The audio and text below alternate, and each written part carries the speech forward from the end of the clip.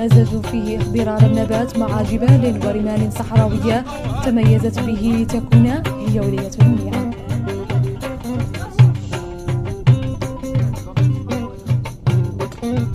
تتوفر المنيعة على مؤهلات سياحية غنية ومتنوعة تجعل منها وجهة جذابة وتكشف روعة الكثبان الرملية، وتتيح للسائح أيضا فرصة لتأمل البحيرات في وسط طبيعة صحراوية.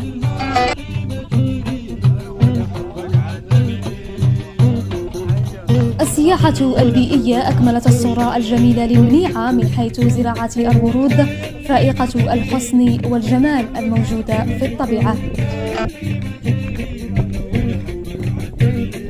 لها معالم ثقافية تاريخية مثل القصر القديم الذي صنف كمعلم وطني، بالإضافة إلى المتحف الذي يتضمن قطعا أثرية قيمة، هذا إلى جانب الكنيسة الكاثوليكية لشارل دوفوغو.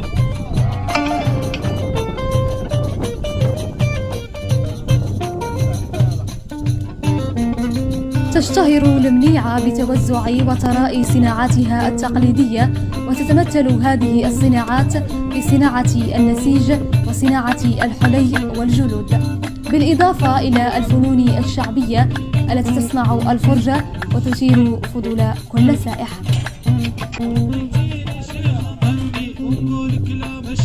هذه المقومات السياحية تجعل المنيعة قبلة للزوار والسياح للاستمتاع بمناظرها الرائعة، وتبقى السياحة جمال مفتوح لرسم الوجه السياحي الجذاب الذي يتنوع ويتغير حسب كل منطقة وحسب كل وجهة سياحية في بلادنا الجميلة.